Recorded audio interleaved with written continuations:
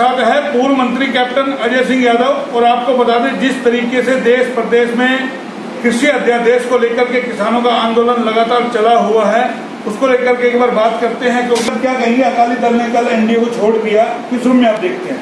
देखिए, एनडीए के जो सबसे पुराने अलाइज थे उसमें शिवसेना, तेलुगु देशम था और अब अकाली दल था।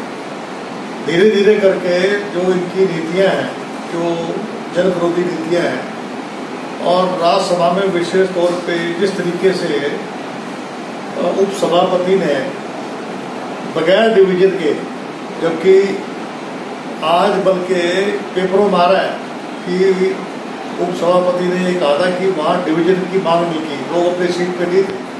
आज बकायदा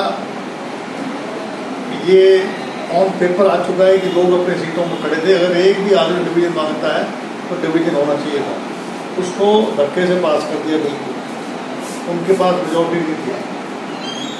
उसके लेकर जो है 3 बिलों के विरुद्ध कल जो है हम जो है उपराज्यपाल से मिल रहे हैं और राष्ट्रपति के नाम ज्ञापन दे रहे हैं कि ये जो 3 जो काले कानून हैं इनको वापस लिए जाए, क्योंकि इसमें मिनिमम सपोर्ट प्राइस है, उसके बारे में कोई जिक्र नहीं है। और अगर ये कहते हैं कि सब हम मिनिमम सपोर्ट प्राइस जो है उस पर हम खरीदेंगे, अब तक जो है बाजरे की खरीद नहीं हुई, अब तक धान की खरीद नहीं हुई, और किसान जो है वो डिस्ट्रेस सेल कर रहा है, क्यों नहीं शुरू कर रहे अब तक? दूसरी बात है, ये तब करेंगे जब लोग अपना व्यापारियों को बेच देंगे। दूसरा है ये जो APMC जो है खत्म कर रहे हैं, ये कहते हैं कि किसान कहीं बेच सकता है।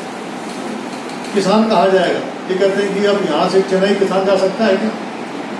अभी 80% ऐसे लोग हैं जिनकी जो खेती है वो 5 एकड़ से कम है, 5 या 5 एकड़ से कम है। क्या 5 एकड़ का, 2.5 एकड़ का, 1 एकड़ का जो किसान है वो चेन्नई में अपना सामान बेच सकेगा? अगर मंडियाँ खत्म हो जाएंगी तो कहाँ बेचने जाएगा? इसका मतलब है अडानी अंबानी जो है वो थोक में जो है सामान अपना खरीद लेंगे। इन्होंने एक और अभी एसेंशियल कमोडिटीज एक्ट पास कर दिया, जिसमें ये छूट कर दी कि भी कोई कितना ही माल रख सकता है। इसका मतलब ये है कि होर्डिंग का सीधा न्योता दे दिया। ये जो पूंजीपतियों की सरकार है, इनका कोई गरीब आदमी से कोई लेना देना नहीं। इन्होंने एक कानून और पास कर दिया कि फैक्ट्रियों में 300 से कम अगर लोग हैं या 300 तक हैं, उनकी छटनी कभी कर सकते हैं। यानी कि आज जो है मजदूर, व्यापारी, किसान इस सरकार के विरुद्ध हो चुके हैं।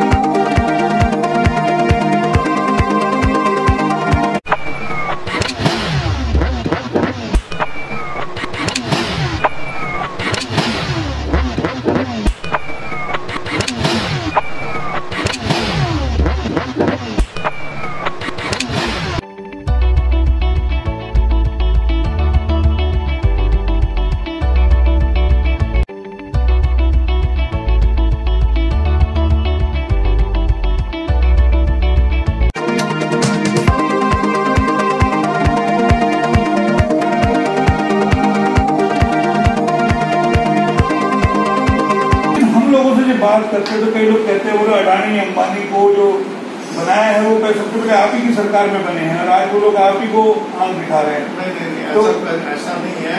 हमारे समय में बहुत सारे इंडस्ट्रीज थे। पहला अडानी तो शुरू से ही गुजरात के हैं।